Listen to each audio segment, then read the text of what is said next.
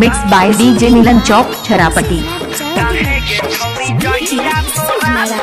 Mix by DJ Manish Rajput Chharapati Chharapati छरापटी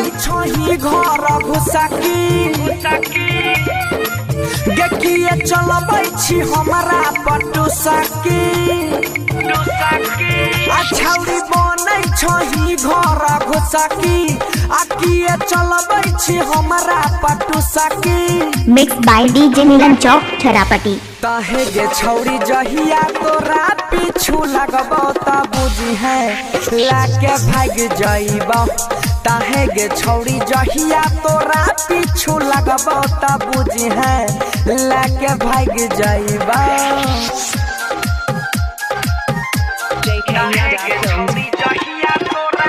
mix by DJ Manish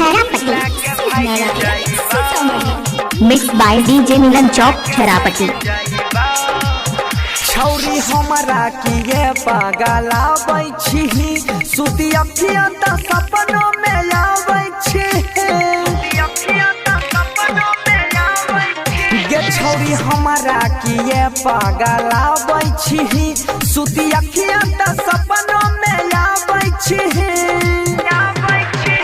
जेना झूलै छौ कान के बहाली अजान मारै छौ ओठा के लहाली डीजे मनीष तहे छरापटी जहिया तोरा पीछू लगबो त बुझी है लाके भागबोगे।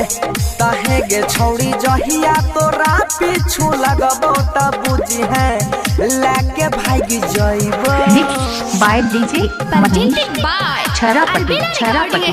संपर्क करें 95 46 83 49 42। Singing by Bansidhar Chaudhary.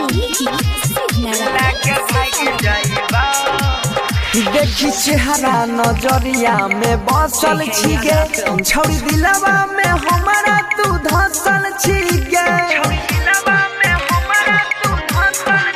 हाँ देखी चेहरा नजरिया में बसल छी गे छौरी दिलवा में हमारा तू धसल छी गे।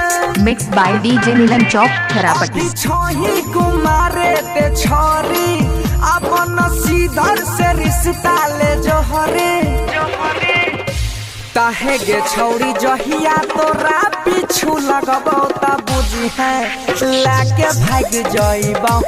तहे गे छौरी जहिया तोरा पीछू लगबो त बुझी है लाके भागबा हो गे। कैमरामैन मनीष राजपूत छरापटी।